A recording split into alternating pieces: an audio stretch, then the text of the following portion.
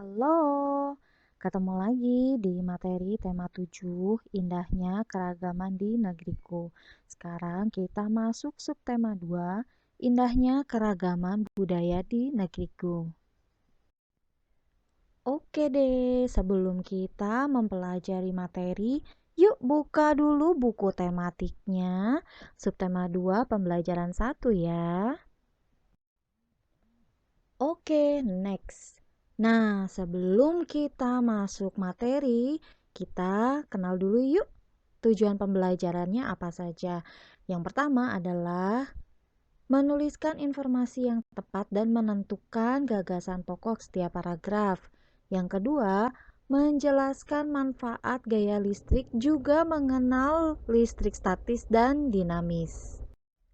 Oke, next.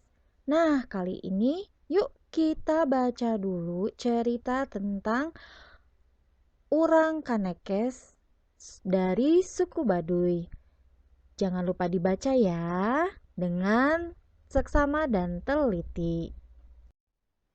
Oke, tadi kalian sudah membaca teks tentang Urang Kanekes si suku Baduy. Nah, kali ini tugas kalian adalah mencatat pokok pikiran dari paragraf 1 dan paragraf 2. Masih ingat ya catatan di subtema 1 tentang bagaimana sih menentukan pokok pikiran paragraf. Nah, kalian baca lagi catatannya dan kalian cari pokok pikiran dari paragraf 1 dan 2 saja. Jangan lupa dibaca dengan teliti dan lengkap supaya kalian tahu intinya ada di mana. Oke? Oke, next. Yuk kita buka dulu catatannya. Lalu kita mencatat terlebih dahulu. Jangan lupa dicatat ya, ada poin 1 sampai poin 8. Nah, Ibu akan menjelaskan sedikit saja bahwa di sini ada dua jenis gaya listrik, yaitu listrik statis dan juga listrik dinamis.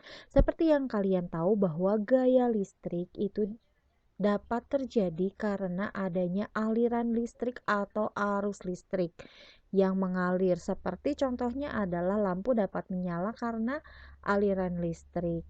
Nah, gaya listrik statis dapat kita ciptakan dengan beberapa percobaan yang salah satunya akan kalian lakukan nanti setelah mencatat ini. Nah, selain itu, arus listrik itu mengalir dari kutub positif menuju ke kutub negatif. Kayak apa ya Bu? Nggak kebayang. Kalian pernah lihat batu baterai tidak? Ada sisi ada sisi yang tandanya plus dan minus. Nah, plus itu adalah kutub positif dan minus itu adalah kutub negatif. Jadi, secara teori arus listrik itu akan mengalir dari kutub positif menuju ke kutub negatif sehingga listrik yang dari batu baterai itu akan mengalir ke benda yang dibutuhkan. Misalnya senter. Senter kan butuh batu baterai, berarti aliran listriknya dari kutub positif menuju ke kutub negatif, maka lampu senter akan menyala. Oke, itu penjelasan sedikit. Nah, sekarang waktunya kalian mencatat. Oke, next. Nah, sekarang waktunya kalian melakukan percobaan. Nah, di sini kalian, seperti yang sudah Ibu bilang, kalian akan melakukan percobaan mengenai gaya listrik statis, yaitu bagaimana ada gaya listrik yang akan dihasilkan dari percobaan ini. Yang pertama, siapkan penggaris plastik. Bu, nggak ada penggaris plastik.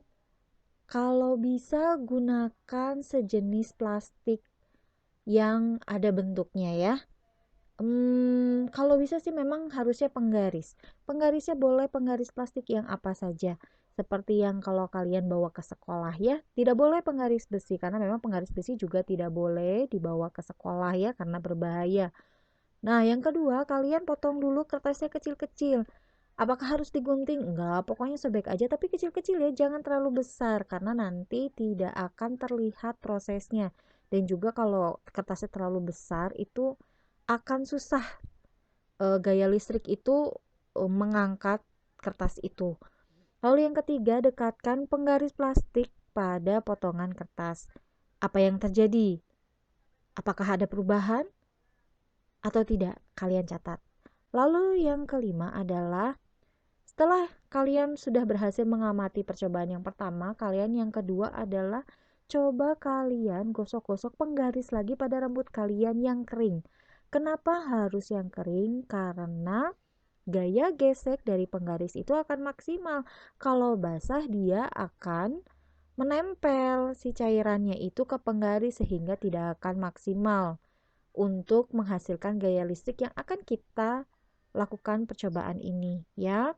Setelah itu dekatkan penggaris pada potongan-potongan kertas. Lihat apa yang terjadi. Apakah ada perubahan? Kalau belum, kalian coba lakukan kembali, diulang lagi, gosok lagi, lebih lama lagi pada rambut kalian yang kering, lalu dekatkan penggaris pada potongan-potongan kertas. Kalau tidak ada perubahan, coba kalian potong lagi kertasnya menjadi lebih kecil lagi dari yang sudah kalian potong saat ini. Ulangi kegiatan di atas beberapa kali ya. Setelah itu, dari percobaan yang pertama dengan percobaan yang kedua, kalian tuliskan di buku latihan. Oke, next. Nah, percobaan tadi jangan lupa kalian catat hasil pengamatan yang kalian lakukan tadi. Kenapa? Supaya kalian akan mengetahui perbedaannya percobaan satu dan juga percobaan kedua. Jangan lupa ditulis di buku latihan. Oke deh, sekian dulu ya materi kita hari ini. Sampai jumpa di materi berikutnya. Goodbye.